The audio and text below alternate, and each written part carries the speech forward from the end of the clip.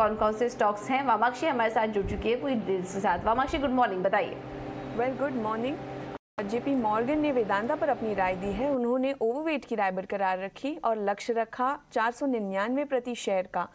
Stock में जो 15% का गिरावट कल देखने मिला था वो कॉपर स्मेल्टर के बिकवाली के न्यूज़ के कारण वो काफ़ी एक्सेसिव नज़र आ रहा था। इनफैक्ट उनका मानना है कि जो कॉपर स्मेल्टर का जो सेल ऑफ होगा वो वेदांता के लिए काफ़ी पॉजिटिव होगा।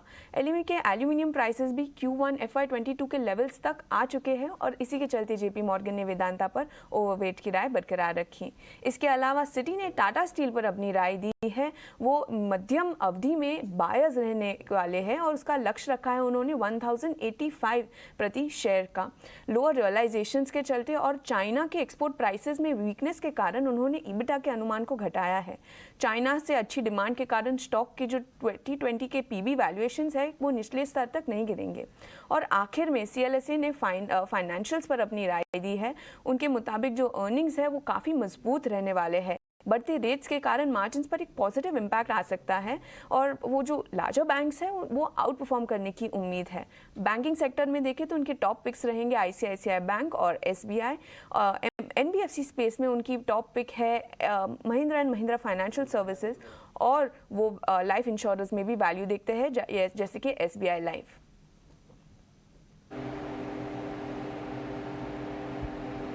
ऑलराइट, ठीक है, बहुत बहुत शुक्रिया वामाक्षी ये सारी जानकारी देने के लिए। तो ये कुछ ब्रोकरेज हाउस की रिपोर्ट्स आई हैं, फाइनेंशियल सेक्टर पर सीएलएसए की रिपोर्ट आई है और कुछ बैंकों के उन्होंने नाम लिए। काफ़ी पॉजिटिव व्यू बन रहा है बैंक्स और एनबीएफसीज के को लेकर, तो यहाँ पर आज आप नज़र रखिए। ये तो बात हुई ब्रोकरेज की, लेकिन अब आगे बढ़ते हैं और आपको बता देते कि खबरों के लिहाज से एक्शन कहाँ रह सकता है। सौमित हमारे साथ जुड़ चुके हैं ये बताने के लिए। सौमित गुड मॉर्निंग, बताइए खबरों और ट्रिगर वाले शेयर्स कौन से हैं आज? Good morning. पहले तो सारे टेक्सटाइल, लेदर और pharma, sports goods company focus में रहेगी क्योंकि यूएफटीए का जो नेगोशिएशन है वो जून 27 से लेकर जुलाई 2 तक चलने वाला है और पीयूष गोयल के हिसाब से जो कंपनीज बेनिफिट कर सकती है इसमें वो है टेक्सटाइल, लेदर, फार्मा और स्पोर्ट्स गुड्स कंपनी। उसके अलावा केसी इंटरनेशनल फोकस में रहेगा।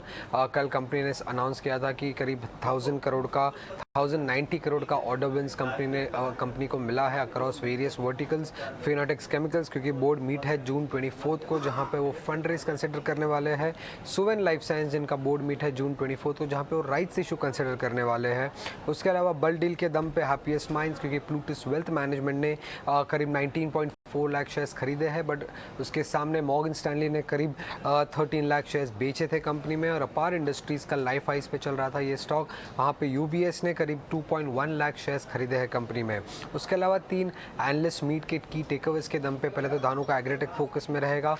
कंपनी ने ये कहा है कि जो स्टार्ट ऑफ मॉनसून है वो डिलेड हो गया है, उसी की वजह से जो ग्राउंड सेंटिमेंट्स है वो थोड़े वीक है और फर्स्ट क्वार्टर FY23 की जो रेवेन्यू ग्रोथ होगी वो पूरे इंडस्ट्री के लिए वो सबड्यूड एक्सपेक्टेड है। करीब लो डबल डिजिट ग्रोथ होगा, लो बेस होने के बावजूद ये लोअर ग्रोथ एक्सपेक्टेड है। उसके अलावा वी मार्ट का एनालिस्ट मीट से ये पता चला है कि डिसरप्शंस जो यूपी और बिहार में दिखे थे हमें, उसके वजह से 65 to 70% जो उनका टॉप लाइन वहाँ से आता है वो एक एडवर्सली इम्पैक्ट हो जाएगा फर्स्ट क्वार्टर FY23 में। उन्होंने प्राइस हाइक भी लिया था 20% का फर्स्ट क्वार्टर में कॉस्ट इन्फ्लेशन को मिटिगेट करने के लिए, बट उसकी वजह से वॉल्यूम्स में कमी उन्हें देखने को मिल रही है।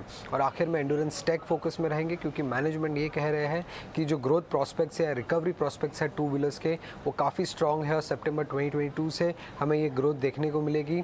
उसके अलावा कमोडिटी प्राइसेस डिक्लाइन होने के कारण और कॉस्ट कटिंग इनिशिएटिव्स के कारण कंपनी के जो मार्जिन्स है ओवर FY22 टू FY24 वो करीब 160 बेसिस पॉइंट से ग्रो कर सकती है जब इंडिया बिजनेस की बात करें तो।